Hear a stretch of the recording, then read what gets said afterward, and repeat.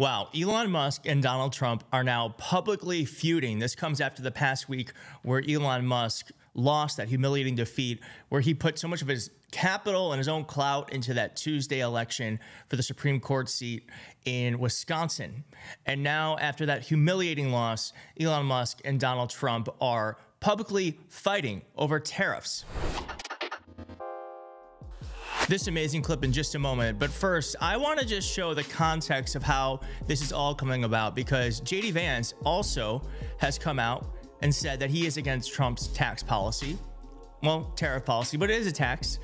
But only this is an unearthed clip from Trump's last term when he was promoting this insane idea. And JD Vance sounds a lot different then than he does now. The policy may very well fail. That's what JD Vance said about Donald Trump's trade policies in 2019. Now, he's in the front row applauding as Donald Trump puts in place tariffs, a massive protectionist move that has rattled the market and could send prices soaring. But back in 2017, JD Vance was arguing that job losses came from automation, not globalization. Tweeting can't be repeated enough. If you're worried about America's economic interest, focus more on automation/education than trade protectionism. So many of these jobs that have disappeared from these areas just aren't coming back. They haven't disappeared so much from globalization or from shipping them overseas. He even said that reversing globalization was a lost cause. We've already lost that battle in some ways. The jobs are already gone. And even when he acknowledged some job losses from trade, Vance said it didn't justify sweeping tariffs like he supports now. Does that mean that we should be hyper-protectionist in our approach to trade?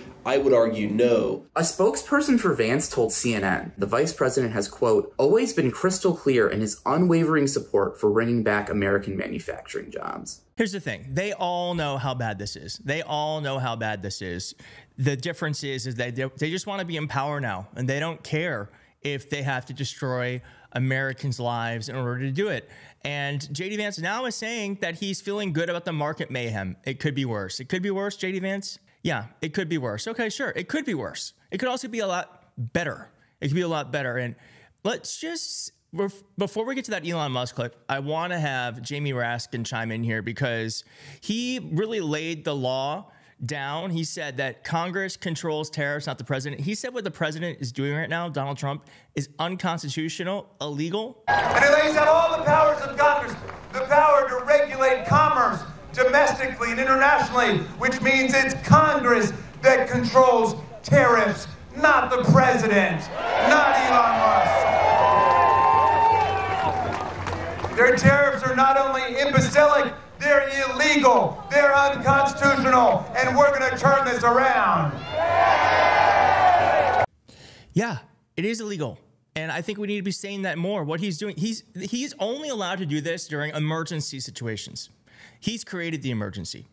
That's not something that Congress should be allowing. And I just want to say real fast that I got to interview Rep. Jamie Raskin yesterday at the Hands Off protest, and that interview will be coming out tomorrow. So please do look out for that.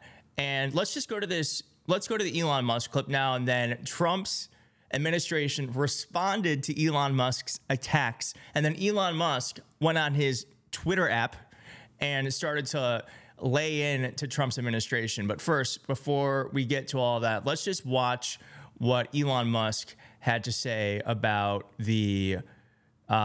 Trump and their tariffs. And I'm hopeful, for example, with the tariffs, that at the end of the day, I hope it is agreed that both Europe and the United States should move, ideally, in my view, to a zero tariff situation, effectively creating a free trade zone between Europe and North America. That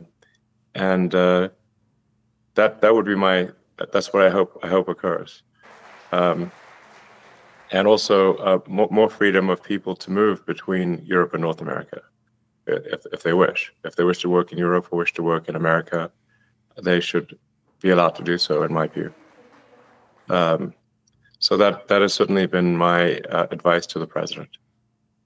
This is Donald Trump's signature policy, I guess you call it a policy.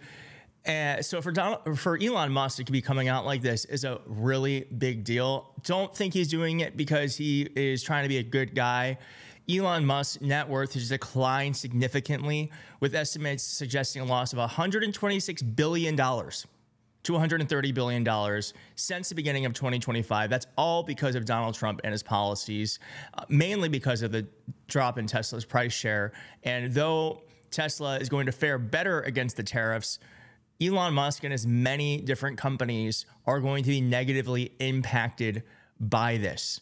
So Elon Musk is speaking up, not because he's trying to be a good guy, but because he wants to defend his own pocketbook. But here is how Pete Navarro, who works in Trump's administration, responded to Elon Musk's attacks. Can we go back to Elon Musk for a second? Because I'm glad that you brought that up. He also took a shot at you personally on X, and he's going against the administration with respect to the tariff policy. The president has said in the coming months he may leave the administration. Peter, is there a rift internally?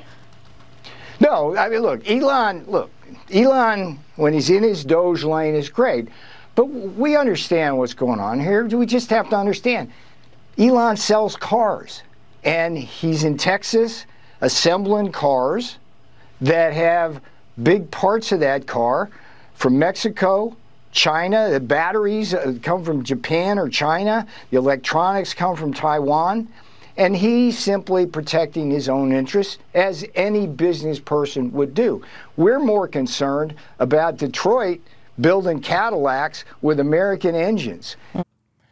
Oh, man. All right. So let's see those tweets that Elon Musk posted that he's responding to here. So Elon Musk, so someone goes, here's Peter Navarro explaining the tariffs contrary to the paid fake expert class that is usually in corporate media. Peter Navarro has a PhD in economics from Harvard.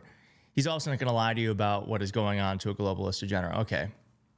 Elon Musk responded to this person, a PhD in econ from Harvard is a bad thing. That's not a good thing. Results in the ego, brains, one problem.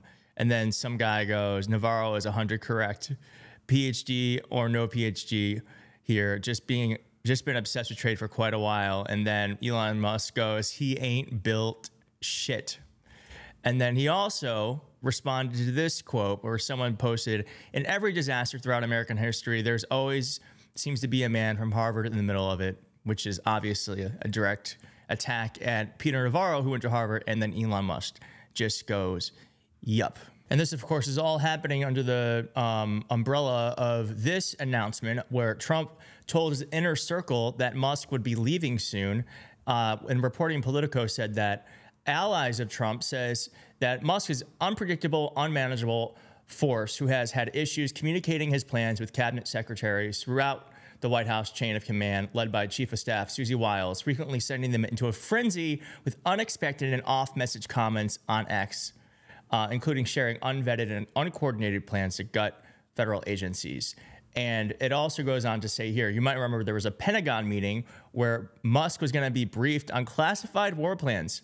And it turns out Trump and Susie Wiles were surprised by it, and it left them scrambling to find out what was happening. So they are trying to get themselves out of this. We're going to follow this because we knew this moment was going to happen. It's beginning to bubble up, and it is going to be glorious. Finally, Elon Musk and Donald Trump are starting to break apart.